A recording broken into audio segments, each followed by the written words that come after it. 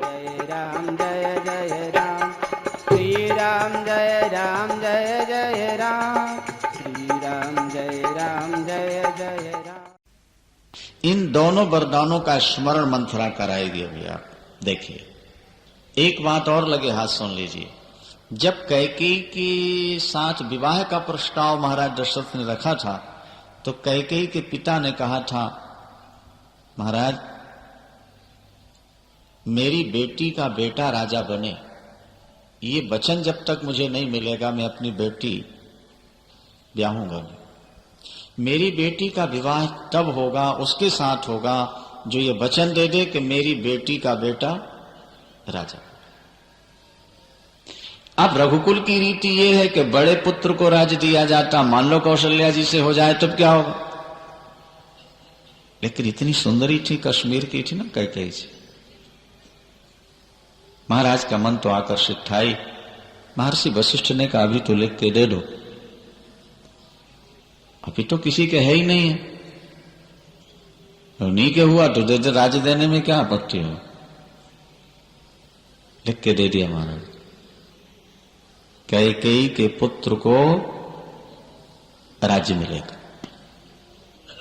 अब जब कौशल्याम्बा से राम और वहां लक्ष्मण शत्रुघ्न और भरत कैकेयी से हुए तो महाराज दशरथ बाद में कुछ उदास रहने लगे। एक दिन कैकेयी अम्बा ने पूछा, महाराज आपको चिंतित रहते हैं, आपके मस्तक पर विषाद की रेखा। उन्होंने कहा, प्रिय तुम तो जानते ही हो, तुम्हारे पिता ने जो प्रतिज्ञा की थी उस आधार पर मैंने लिखित दे दिया है। अब रघुकुल की रीति है कि बड़े पुत्र को राज्य दिया जाए और लिखित के आधार पर तुम्हारे पुत्र को राज्य देना है। अब या तो मैं कुल की परंपरा तोड़ूं या अपने लिखित को मिटूं। कैकेयी अम्बा ने कहा, महाराज जरा सी बात में आप इतने परेशान हो रहे थे, मैं आपकी समस्या समाधान कर दूं। कैसे कर पाओगी प्रिय? बोले अभी लीजिए। भरत को उठाया कैकेयी ने और कौशल्याम्बा की गोद में रख दिया और राम को अपनी गोद में ले लिया, छाती से लगा लिया। बोले महाराज आज से राम हुआ कैकेयी का बेटा और भरत हो गया कौशल्या का बेटा। आप कैकेयी के बेटे को राज्य दे दीजिए, आपकी दोनों प्रतिज्ञाएं निभ जाएंगी, कुल की परंपरा भी निभेगी और मेरे बेटे को राज्य। ये कैकेयी अम्मा ने, कौशल्या जी ने भरत को बेटा मान लिया और कैकेयी ने राम। बीच में कई बार कैकेयी अम्मा ने कहा कि मेरे बेटे को जल्दी युवराज बनाओ, राम को। महाराज दशरथ कहते थे अच्छा बना देंगे, बना देंगे। आज महाराज दशरथ के मन में यह था कि जब मैं कैकेयी के पास जाके सुनाऊंगा ना कि राम को राज्य दे रहा हूं तो वो बहुत प्रसन्न होगी, बहुत प्रसन्न। इसलिए किसी दूत को भी नहीं भेजा संदेशा देने के लिए, स्वयं। यहां मंथरा ने जब नगर की सजावट देखी, देवताओं ने सरस्वती को भेजकर बुद्धि इसकी पलट दी थी और जब मालूम पड़ा कि राम का राज्याभिषेक होना है तो रोती हुई मंथरा कैकेयी के पास पहुंची। कैकेयी अम्बा ने देखा रो रही है तो व्यंग में कहा, तेरा मुंह बहुत चलता है, हो सकता है लक्ष्मण ने तुझको आज ताड़ ना दी हो। मैंने कई बार कहा कि तू ज्यादा मत बोला कर। लखनलाल ने, क्यों लखनलाल जी का स्वभाव तो थोड़ा तेज है ना,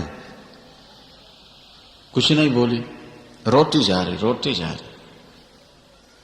तो कैकेयी अम्बा घबरा गई, परिवार में कोई अनिष्ट तो नहीं हो गया, ये रो क्यों रही है? परिवार में कोई अनिष्ट तो नहीं हुआ? इस संभावना से कैकेयी जी ने सबसे पहले कुशलता किसकी पूछी है? ये देखो, जिससे ज्यादा प्यार होता है पहले उसी का समाचार पूछा जाता है। तो सभय रानी कहा सिकिनो, सभय रानी कहा सिकिनो, कुशल राम महिपाल। और लखन भरत रिपु दवन सुनी, भाकुबरी उड़ो साल।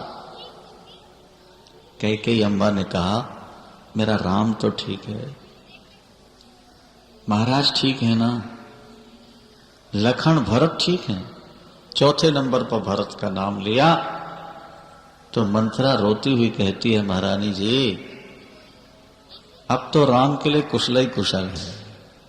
आप सबसे पहले राम की कुशलता पूछ रही हो, उनका तो भविष्य मंगलमय है। आपने सुना नहीं क्या? कल प्रातःकाल महाराज राम को युवराज बनाने जा रहे हैं, गद्दी दे रहे हैं। कैकेयी एकदम प्रसन्न हो। हाँ सचमुच में महाराज कल राम को युवराज बना रहे हैं? हाँ। कैकेयी अम्बा कहती हैं, अगर ये बात बिल्कुल सत्य है मंथरा, तो शुभ सूचना सुनाने के आधार पर तू कुछ वरदान मांग ले। तू जो मांगेगी आज मैं दे दूंगी, क्योंकि तूने मुझे मंगल में संदेश सुनाया है। मैं तो प्रतिदिन विधाता से प्रार्थना करती हूं, अगले जन्म में परमात्मा कुछ और देना न देना, पर राम जैसा बेटा और सीता जैसी बहू जरूर दे देता। ये कौन कह रही है? जो विधि जन्म दे कर छोहु, तो हो ही राम सिय पूत पटो हो। और प्राण ते अधिक राम प्रिय मोरे, कतिन के तिलक क्षोभ कस तोरे। मैंने तो प्रेम परीक्षा लेके देखी है। राम मुझे प्राणों से प्यारे हैं और सबसे ज्यादा मुझसे प्यार करते हैं। जिस दिन से मैंने उनको अपनाया है, उन्होंने मुझे सदा कौशल्या के रूप में देखा है। राम के राज्याभिषेक में इतना रोने की जरूरत तो नहीं थी मंथरा, क्या कारण? मंथरा ने कहा, महारानी जी आपने पहले कह दिया कि दोबारा कहेगी तेरी जीभ निकलवा दूंगी, तो मेरी दो जीभ तो है नहीं कि एक निकल जाए तो एक से काम चला लो। विधाता ने मुझको कुरूप बनाया, उसका फल भोग रही हूं। आपका नमक खा रही थी, मैंने सोचा आपका अनर्थ न हो जाए, सावधान कर दूं। महारानी जी मुझे क्या है, भरत बने राजा या राम, हमें तो दासी बनकर ही गुजारा करना है। व्यक्ति जो बोता है वही काटता है। पिता परमात्मा ने कुरूप बना करके मेरे भाग्यों ने मुझे यहां लाकर खड़ा किया। और कोई भी नारी अपनी सौत को स्वीकार नहीं कर सकती। महाराज का आपके प्रति विशेष आकर्षण कौशल्या सहन नहीं कर पा रही, उसने षड्यंत्र रचा है, तुम्हारे बेटे को ननिहाल भेज दिया और चुपके चुपके राज्याभिषेक की तैयारी कर दी। और जिस दिन राम राजा बनेंगे, महाराज को अपने वश में कर लेंगी, भरत जेल में पड़ेंगे और आपको दासी बनकर के सेवा करने पड़े। कैकेयी जी एकदम भड़क उठी। मंथरा मुझको भी रात्रि में सपने भयानक आते हैं। ये देखो, यही एक चौपाई लिखी है कि को न कुसंगति पाए नसाई। ये यही की चौपाई। को न कुसंगति पाए नसाई, और रहे न नीच मते चतुराई।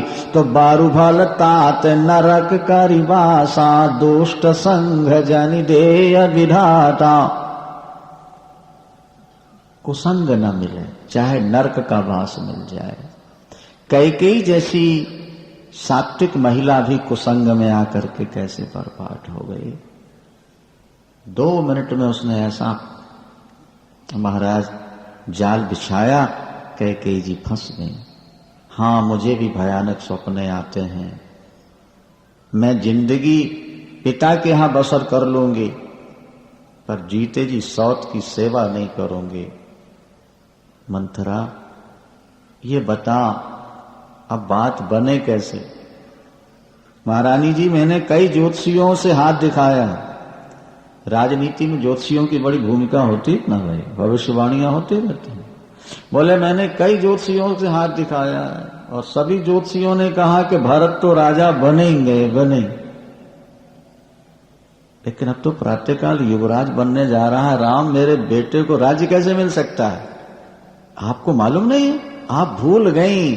अरे दुई वरदान भूप सन थाती और मांगऊ आज जुड़ावो छाती के सुतहि राज राम ही बनवासो और देहु लेहु सव सवति हुलासो।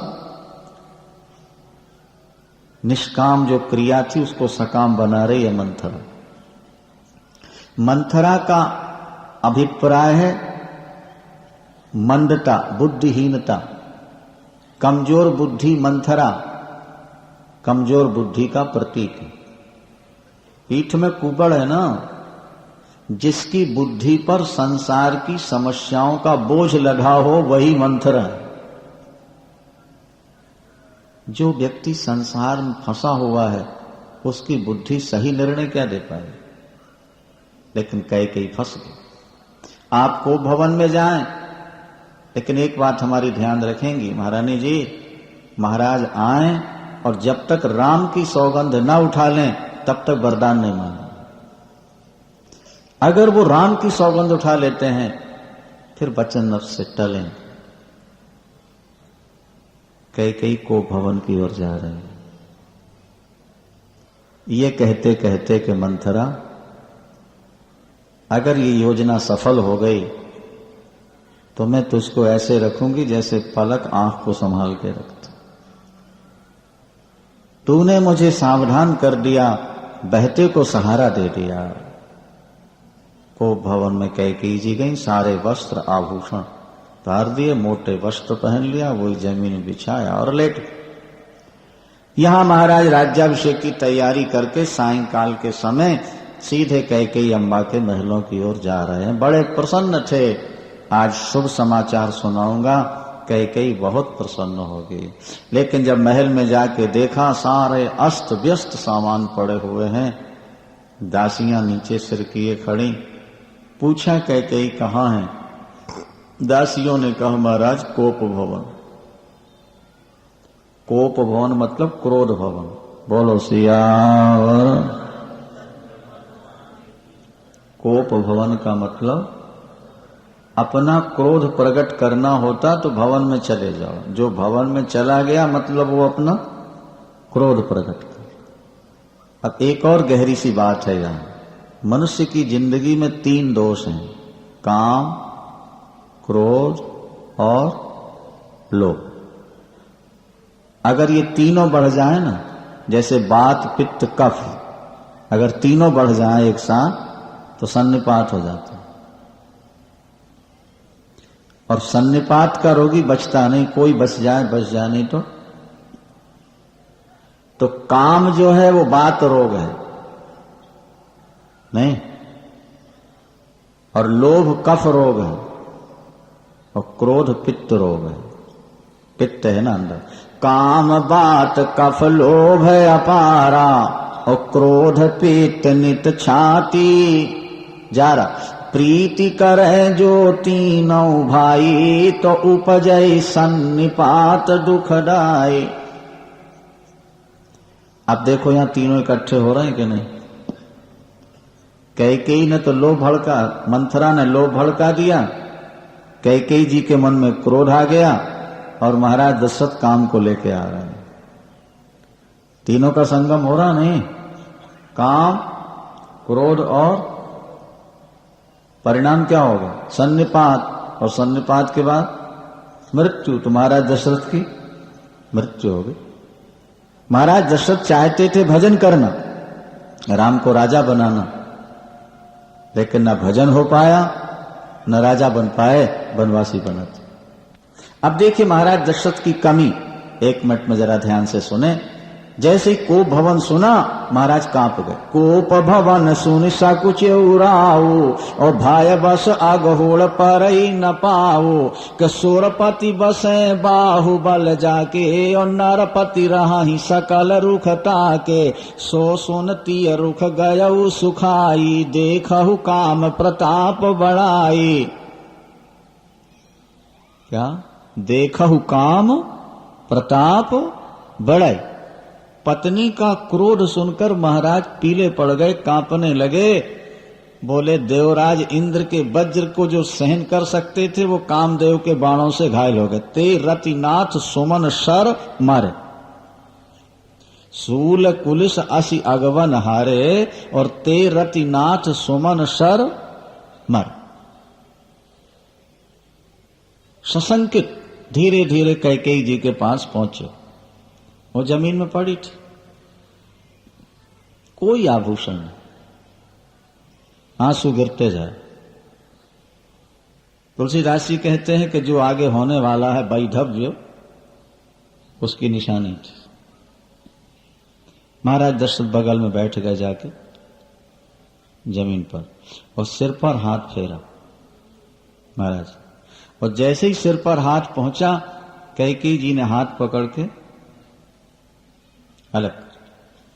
महाराज दशरथ बार बार पूछते हैं, बार बार कह राव सुमुखी सुलोचन पिक बचनी, और कारण मोहि सुनाओ गजगामिनी निज कोप कर। महाराज दशरथ की वृद्धावस्था है, वैराग्य लेना चाहते हैं, लेकिन पत्नी के सामने कैसे बोल रहे हैं?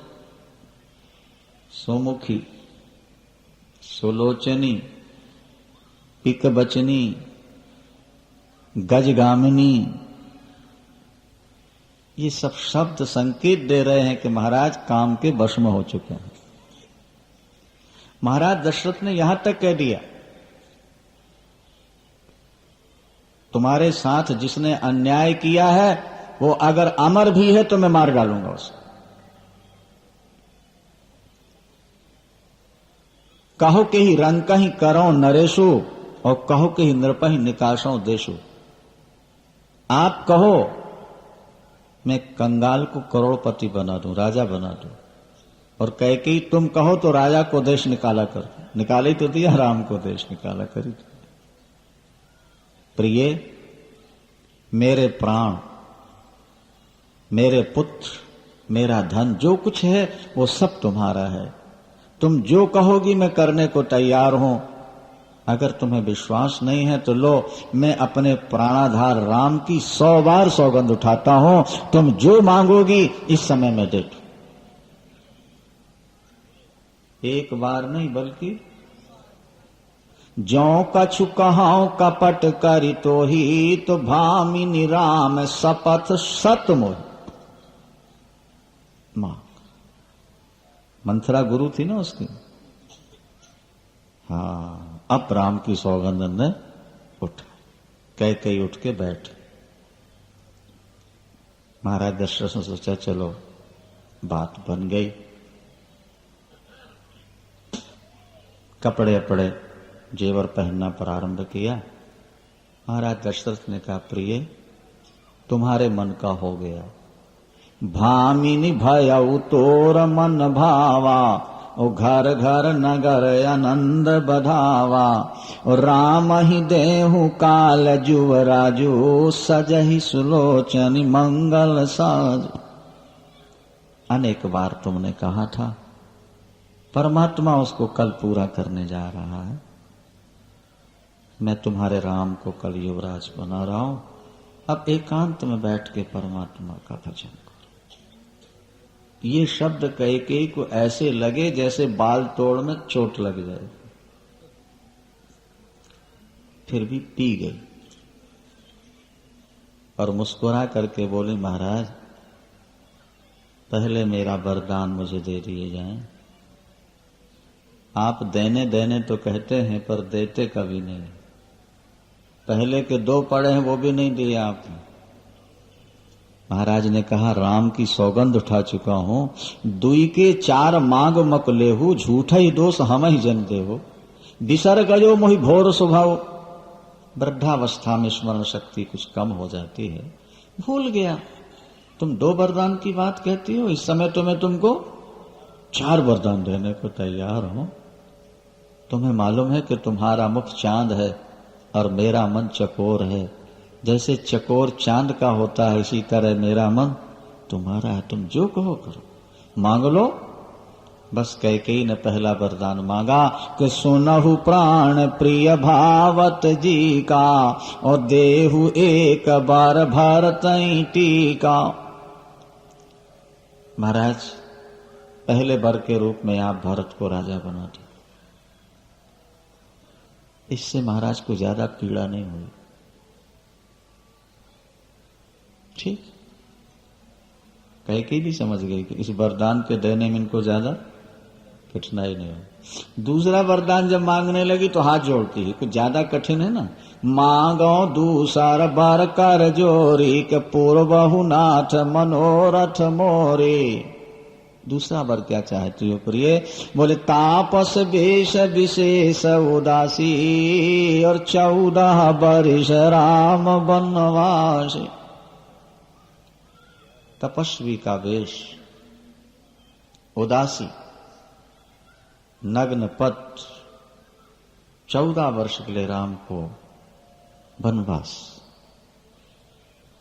एक बार तो महाराज ने कैकेयी के मुख की ओर देखा, ये मजाक तो नहीं कर रहे,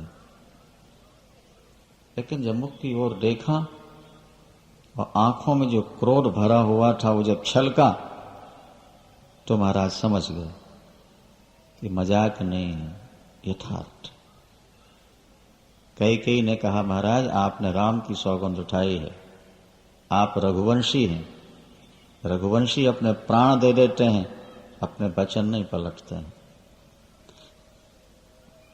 महाराज दशरथ ने एकदम सिर थाम लिया, चक्कर जैसे आए। माथे हाथ मूंद दो लोचन, नेत्र बंद।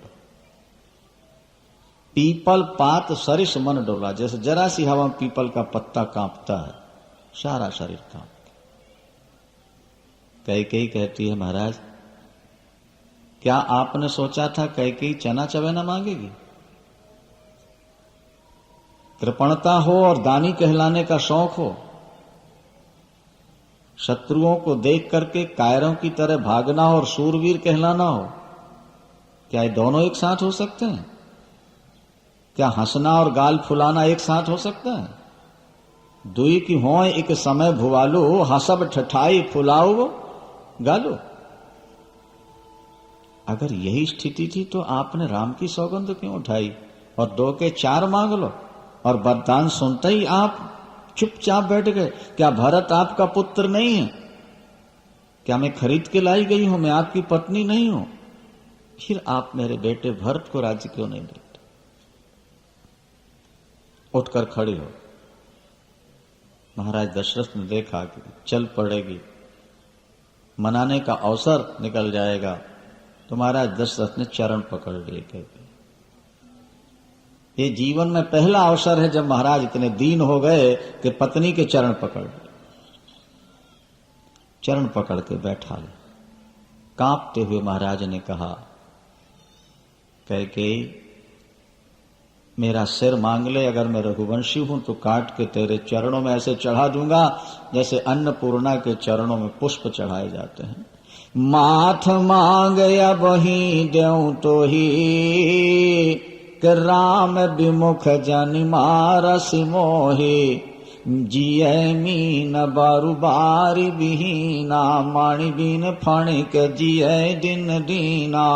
ये कहाव स्वभाव न छल मन माही, के जीवन मोर राम बिनु नाही।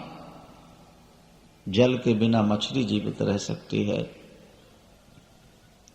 मणि के बिना मणिधर सर्प जीवित रह सकता है, पर मैं राम के बिना जीवित नहीं रहूंगा। कैकेयी मेरा स्वभाव बन चुका है। मैं भगवान शंकर की सौगंध खाकर कहता हूं कौशल्या ने मुझे कुछ नहीं कहा, ये मैं अपने कुल की रीति का निर्वाह कर रहा था, और मैं भगवान शंकर की सौगंध खाकर कहता हूं मेरे लिए भरत और राम दोनों 2 आंखों के समान हैं। मैं कल भरत को बुलवाकर राजा बना दूंगा, लेकिन दूसरा वरदान वापस ले लो। जिस राम को मैंने अपने पलकों में बसाया, दिल में बसाया, उसे वनवास कैसे दे सकूंगा? मैं जीवित नहीं रह सकता कैकेयी, तुझे वैधव्य स्वीकार करना पड़ेगा, समाज का तिरस्कार सहन करना पड़ेगा। अभी भी समझ। कैकेयी ने कहा, महाराज मेरे भाग्य में जो लिखा है वो होगा, आप अपनी ओर देखिए, अपनी प्रतिज्ञा आपको पूर्ण करनी है या नहीं। मेरा अंतिम वचन है, मेरी भी प्रतिज्ञा है, कल सूर्य निकलते निकलते अगर राम अयोध्या से नहीं निकले, मेरे प्राण निकल जाएंगे और मैं वो कलंक लगा करके मरूंगे कि जिंदगी में आपका धोया नहीं मिटे। महाराज दशरथ समझ गए, बस अब मेरी मृत्यु आ गई। महाराज दशरथ एकदम राम राम कहते जमीन पर गिर। सारी रात महाराज तड़पते रहे, जैसे कोई वृद्ध गजराज कीचड़ में धंस गया हो और निकलने के लिए छटपटा रहा हो पर निकल न पा रहा हो। और कैकेयी ऐसी बैठी है जैसे भूखी बाघिन होती है, सिंघनी होती है, जानवर पर कब झपाटा मारो। महाराज दशरथ का करुण क्रंदन, महाराज दशरथ का विलाप, महाराज दशरथ का चरणों में सिर रख देना कैकेयी के हृदय को पिघला नहीं पाया। व्यक्ति का हृदय तो कोमल होता है, लोभ ऐसा है जो व्यक्ति को कठोर बना देता है। पानी तो तरल होता है भैया, वो तो सर्दी है जो उसको बर्फ बना देती है। मनुष्य का हृदय स्वभावतः कोमल है, पर जब काम क्रोध लोभ सवार हो जाते हैं तो व्यक्ति पत्थर बन जाता है। जिस कैकेयी ने महाराज दशरथ के प्राण बचाने के लिए अपने प्राणों की बाजी लगा दी थी, आज उसी कैकेयी ने महाराज दशरथ के प्राण लेने के लिए अपने प्राणों की बाजी लगा दी। ये है काम क्रोध लोभ का चमत्कार। आगे कल आप सुन पाओगे, महाराज दशरथ का शरीर छूट गया, लाश घर में पड़ी है, और जब भरत आए हैं तो आरती लेकर के दरवाजे पर गई है और मुदित होकर आरती उतार रही है। पति की लाश घर में पड़ी हो और पत्नी बेटे की आरती उतार रही हो, इतना क्रूर हृदय। पर यह काम क्रोध और लोभ का चमत्कार है जो व्यक्ति के हृदय को कठोरतम बना देता है।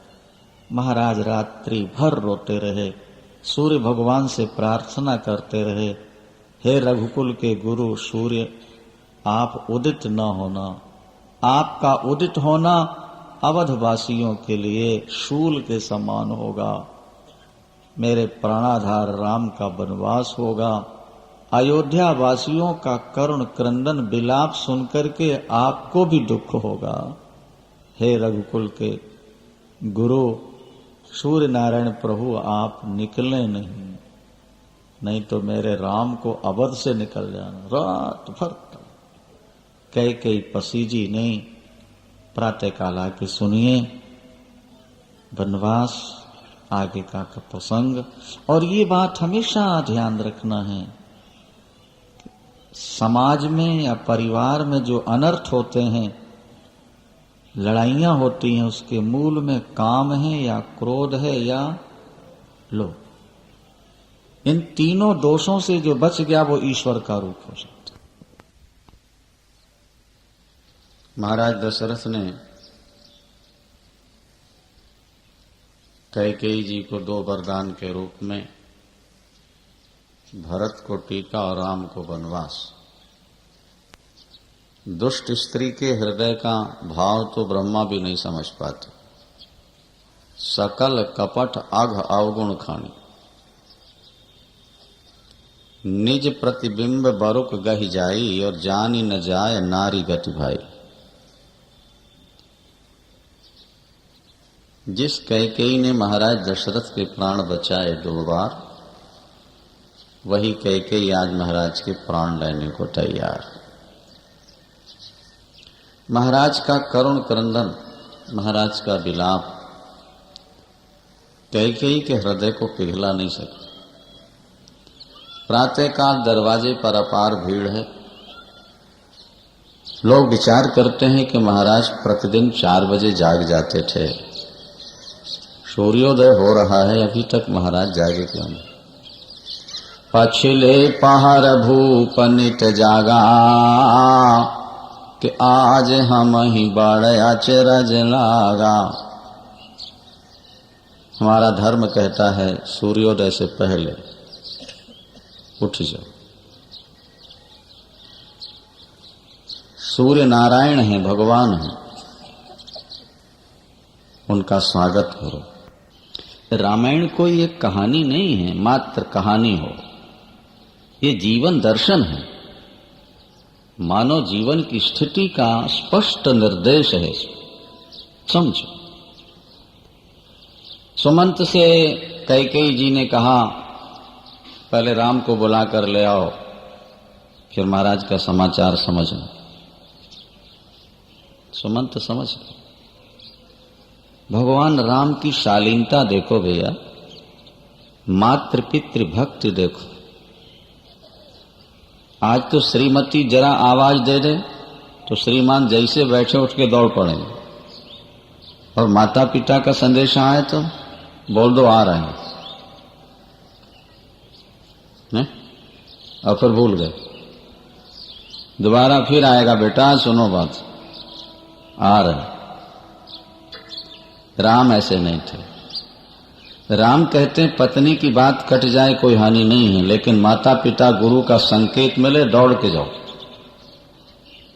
मातृ देवो भव, पितृ देवो भव, आचार्य देवो भव, अतिथि देवो भव। हम कहा करते हैं कि वेद भगवान ने पत्नी देवो भव क्यों नहीं लिख दिया, एक और मंत्र जोड़ देते साथ में। अरे बाबा वो तो पहले ही देवता करके मान रहे हैं उसको, और अगर वेद लिख देते तब तो फिर बस उसी के गुलाम हो जाते, फिर तो सब छूट जाना था। विधि वहां होती है जहां प्रवृत्ति ना हो। ध्यान से सुने बात को, जहां प्रवृत्ति न हो वहां विधि होती है।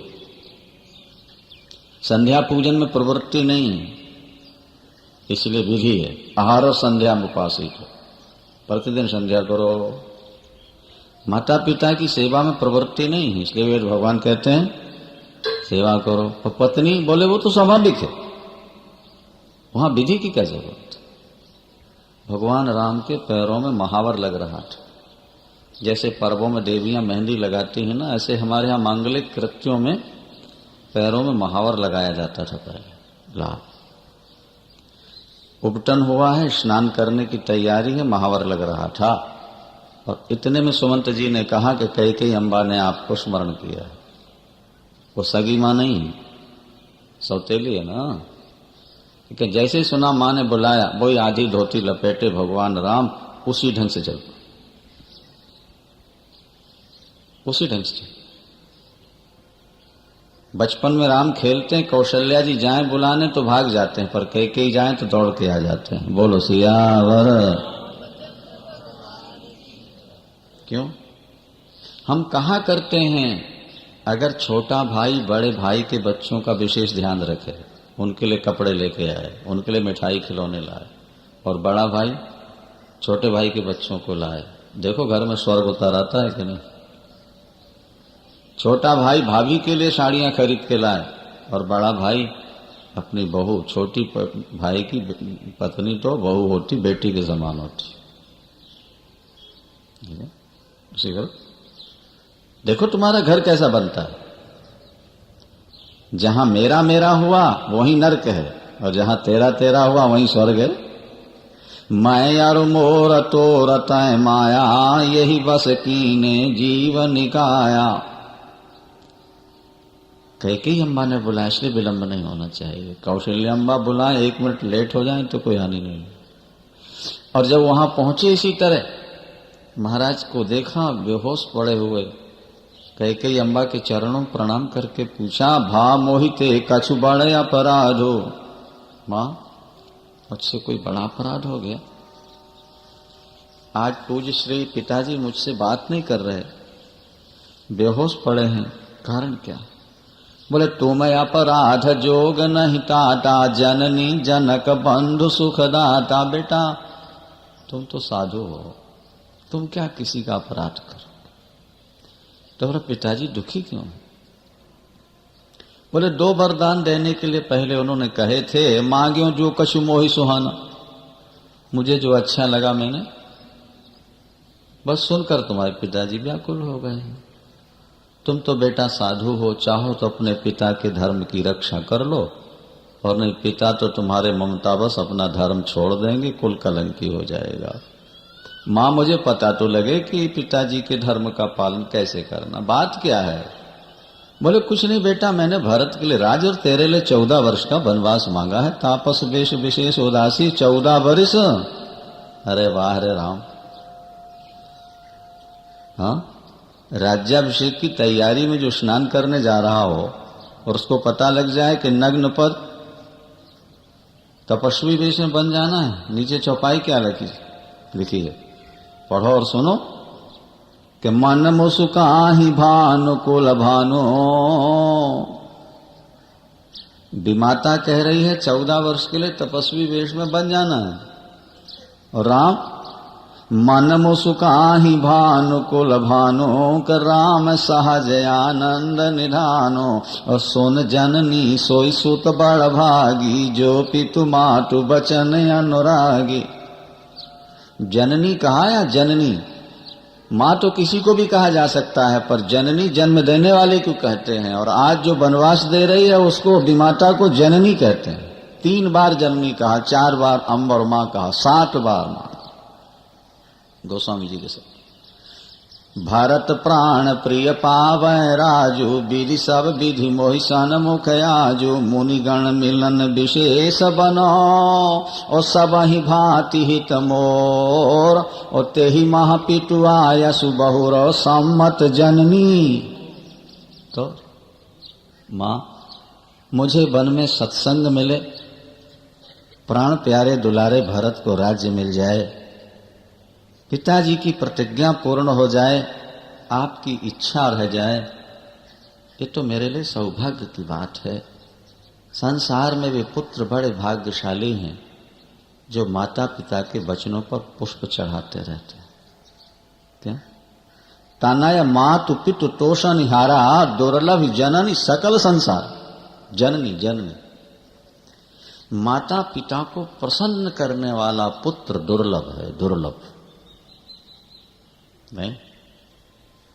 पिता की प्रसन्नता के लिए दुख सह लेने वाला पुत्र मरकर अमर हो जाता है। अरे भीष्म पितामह ने अपने पिता की प्रसन्नता के लिए तो अपने जीवन का सुख छोड़ दिया नहीं। वो निषाद राज तो कह रहा था कि आप अपनी पत्नी बना कर ले जाओ, बोले नहीं मां बना के ले जाऊंगा, इसका पत्नी नहीं, क्योंकि मेरे पिता इसे चाहते। तो मेरी बेटी का बेटा राजा बने, ठीक है, हम वचन देते हैं हम राज्य नहीं लेंगे, तो इनसे जो बेटा होगा वो। लेकिन समस्या का सही समाधान नहीं हुआ। ध्यान दीजिए, आप राज्य नहीं लेंगे, आपका पुत्र अधिकार जमा सकता है आगे चल के, मेरे पिता का अधिकार। ठीक है, मैं शादी नहीं कराऊंगा। पुत्र होंगे नहीं तो अधिकार कौन जमाए? लेकिन पिता की दुख दूर को। और जब साथ ले आए, शांतनु को मालूम पड़ा महाराज कितने रोए हैं उस समय शांतनु। भीष्म को गले लगाकर, बेटा मेरे सुख के लिए अपने जीवन का सुख त्यागने वाले, मैं अपने जीवन की तपस्या तुझे देता हूं, जब तक तू मरना नहीं चाहेगा मौत तेरे पास नहीं आएगी। ये पिता का दिया वरदान था पुत्र को, जब तक तू नहीं चाहेगा मृत्यु तेरे पास नहीं आएगी। व्यक्ति संतान पैदा करता है कि अंतिम समय हमारा साथ दे। तुमने पिता के लिए सुख छोड़ा है, संतान पैदा नहीं करोगे, परमात्मा अंत में तुम्हारी सेवा करेगा, सहायता करेगा। सियावर। इसीलिए जब भीष्म जी के प्राण निकलने वाले थे तो भगवान कृष्ण आके सामने खड़े हो गए।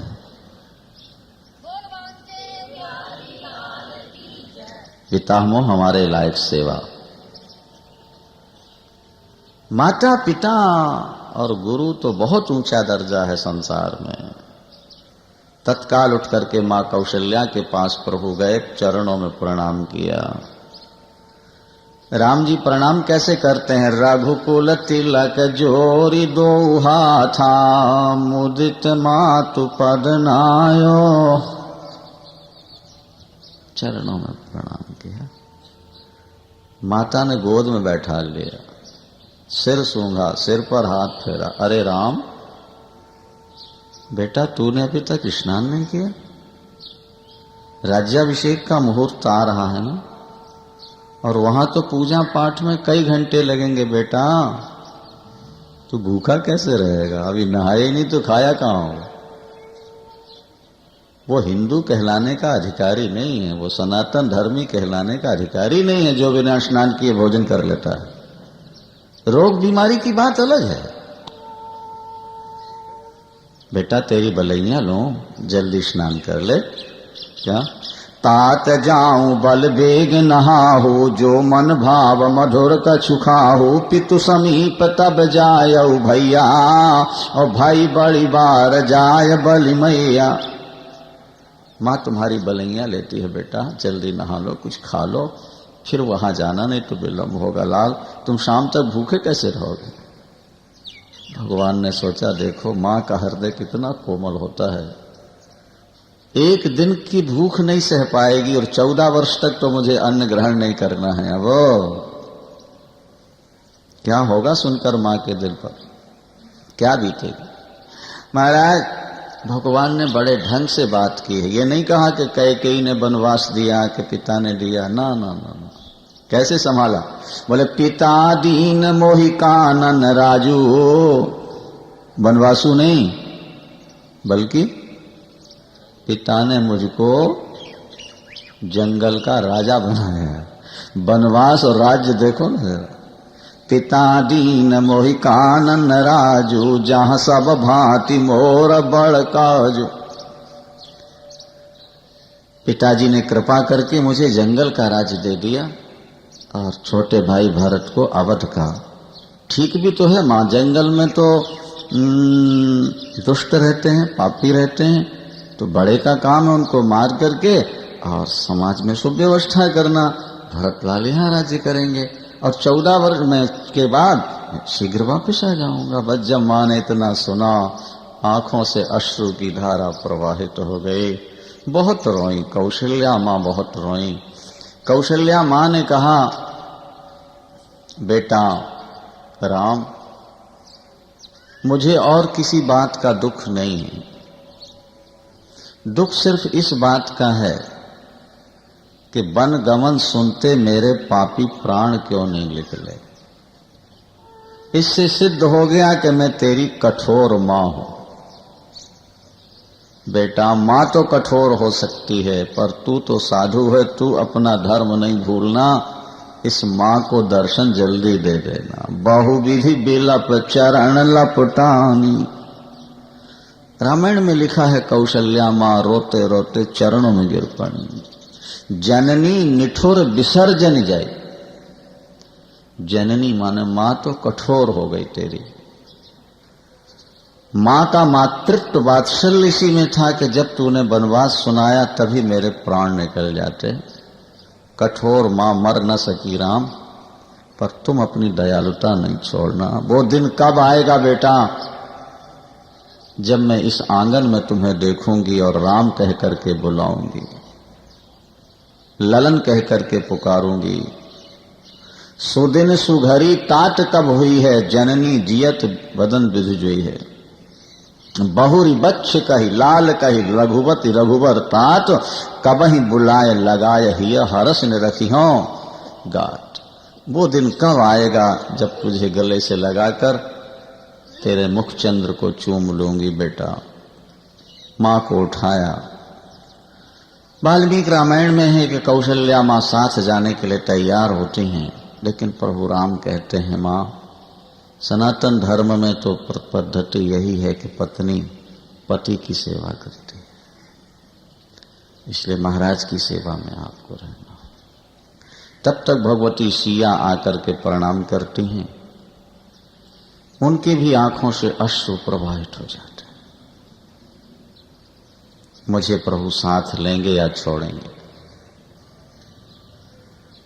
जब भगवती जानकी को देखा मां कौशल्या ने कि ये साथ जाने के लिए तैयार है, तो भगवान राम से कहती हैं, ललन इसे साथ नहीं ले जाना बेटा, ये बहुत सुकुमारी है। मैंने पलक बन करके, 2 पलक होते हैं ना आंख में, तो एक पलक कौशल्या है और एक दशरथ। नयन पुतरी कर प्रीत बढ़ाई, राख्यों प्राण जानकी लाई। हमेशा गले लगा के रखा है। पलंग पीठ तज गोद हिंडोरा, सियन दीन पग अवन कठोर। जीवन मूर जिम जुगवत रहूं, दीप बात नहीं टार। राम ये वन में कैसे रह पाएगी? सो बन बसी ही तात के ही भांति, के चित्र लिखित कपि देख डराती। जो घर में एक बानर का चित्र देखकर डर जाए, वो जंगल के जानवरों को देखकर प्राण कैसे संभाले बच्चे। जानकी जी बहुत सुकुमारी। केवट प्रसंग के बाद गोस्वामी जी ने बड़ा करुण प्रसंग लिखा, क्योंकि अवध से निकल के तो जब जाने लगे तो महाराज ने सुमंत को भेज दिया, रथ पर बैठाल के भेजाओ। पर श्रृंगवेर में केवट ने जब पार किया ना गंगा, और सिया जी को जीवन में पहली बार पैदल चलना पड़ा, तो वहां लिखा है कि 10 कदम चली थी, पसीना आ गया, पैर में छाले पड़ गए, ओंठ सूख गए। सिया जी पूछती हैं, आर्यपुत्र अभी कितनी दूर और चलना? अभी कितनी दूर और चल। भगवान राम की आंखें छलक हैं। अभी तो तुम 14 कदम भी नहीं चल पाई हो, तो ये 14 वर्षों तक चलना है। अभी तो गंगा की रेत में चल रही हो, आगे कांटों पर चलना है, कंकड़ों पर चलना है। देखो सुमंत उस तरफ खड़े हैं। बहुत अच्छा हो अगर तुम अभी भी वापस लौट जाओ, तुम्हारा शरीर बन के लायक नहीं। पुरते निकसी रघुवीर बधू।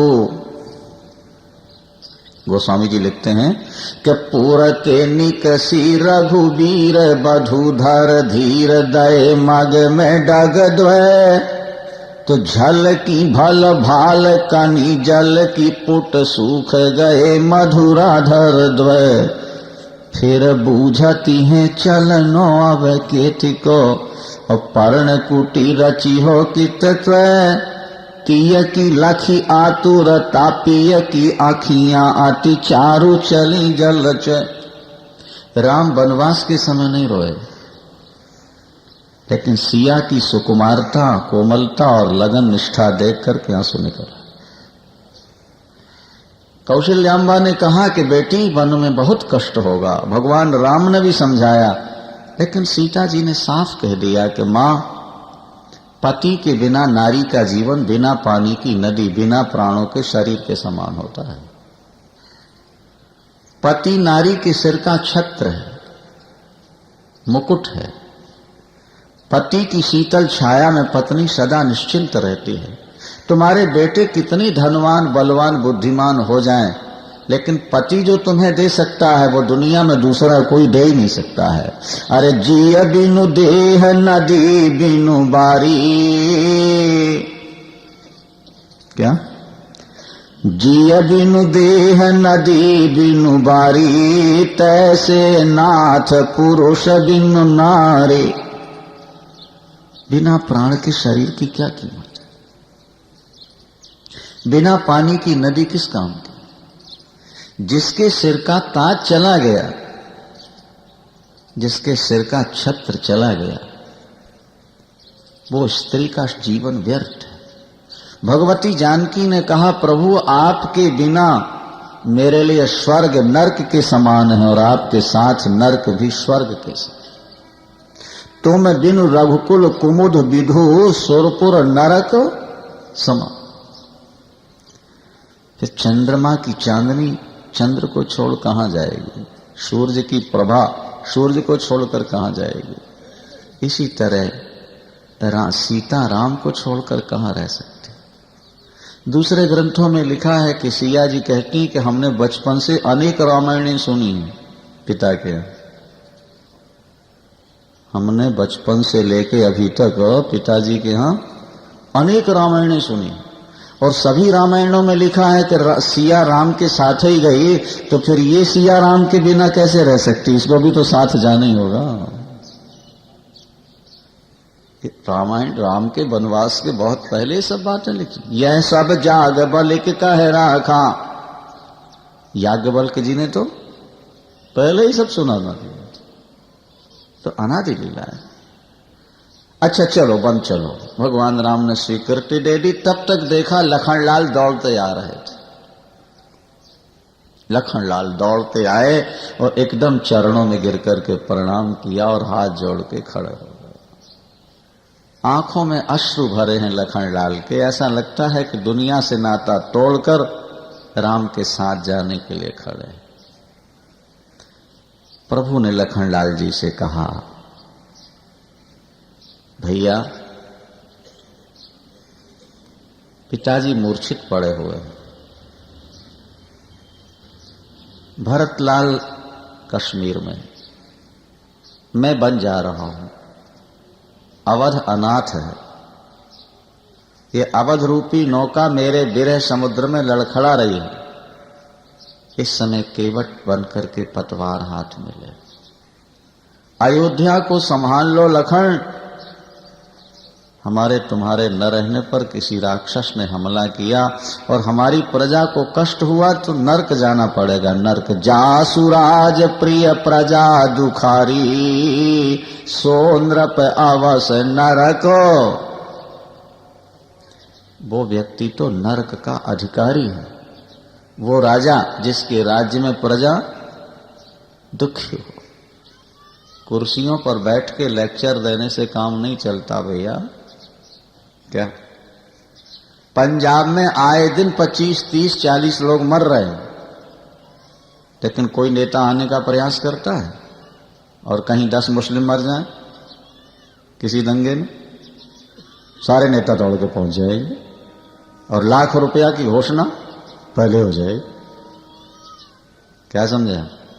मंदिर टूटेंगे तो उसकी मरम्मत के लिए सरकारी घोषणा नहीं होगी, पर अगर मस्जिद पर कुछ हमला हो जाए सरकारी खर्चे से तत्काल में।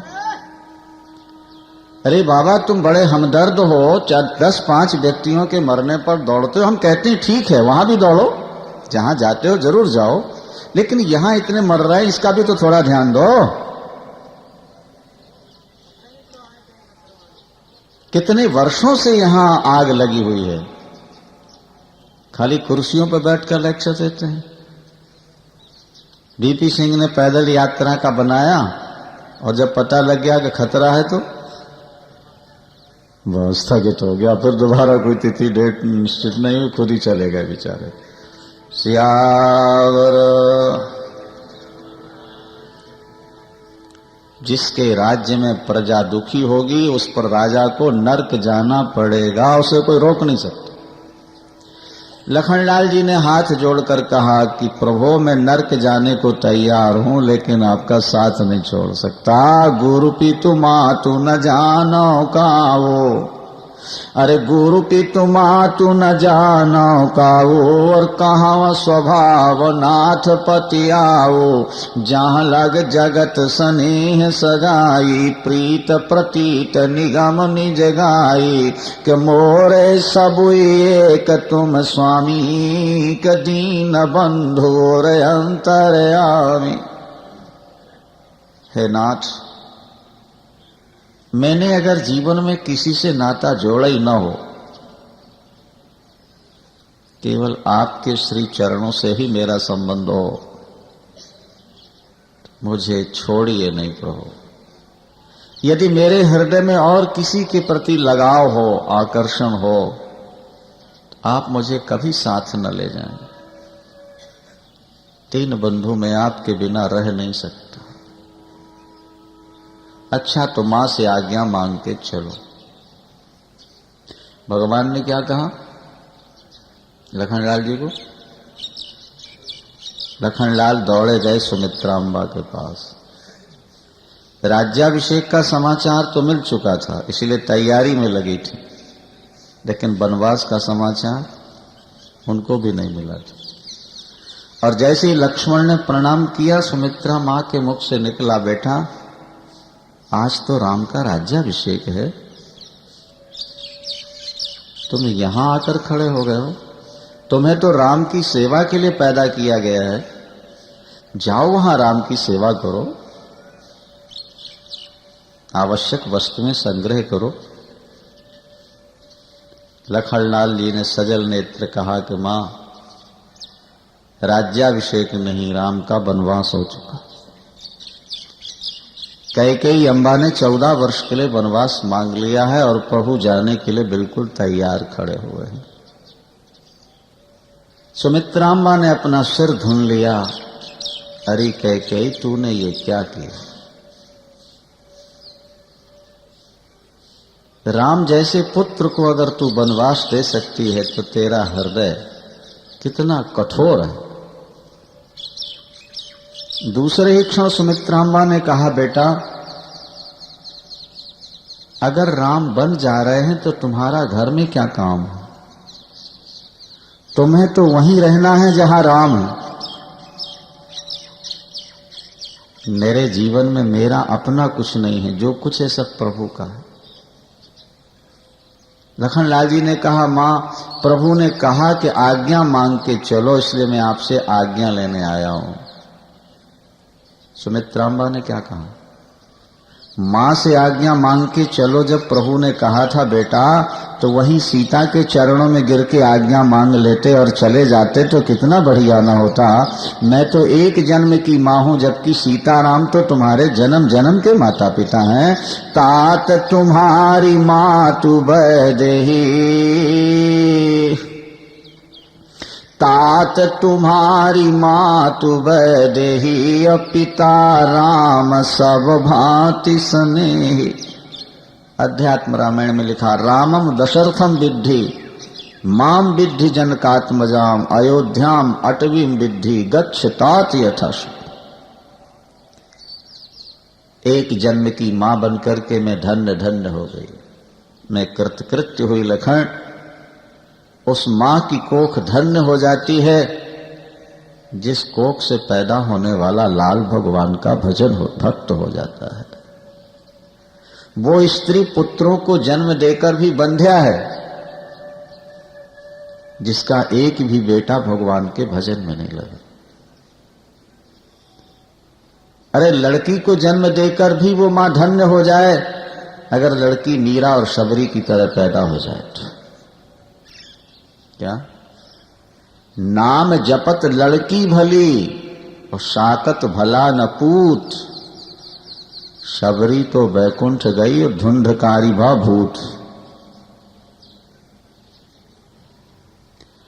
वो मां धन्य हो। पुत्रवती युवती जग सोई, कि रघुपति भगत जासु सुत होई। न तरु बांझ भल बाद बयानी, राम विमुख सुत ते हित जान। राग रोष ईर्षा मद मोह जन सपने इनके वश हो। बेटा 14 वर्ष वन में रहकर राम की सेवा करनी है तुमको। राग रोष ईर्षा मद को त्याग कर जाओ। अभी तुम्हें गले नहीं लगाऊंगी, अभी तो केवल आशीष और आशीर्वाद दूर से दे रहे हो। जब 14 वर्ष सेवा करके लौटोगे और मेरा राम कह देगा कि लखन ने ठीक सेवा की है, तब तुझे गले से लगाऊंगा। ये देखो सुमित्रांबा की भावना क्या थी। सुमित्रांबा की भावना ये थी कि राम के चरण मेरे हृदय में आ जाए। ध्यान से समझना बात, राम के चरण मेरे हृदय में आ जाए। उपासना तो यही चाहती ही ना कि इष्ट के चरण हृदय में विराजमान हो जाए, लेकिन विधाता ने मुझे मां बना के भेजा तो मैं राम के चरण उठा के हृदय में कैसे लगाऊं? राम कब स्वीकार करे?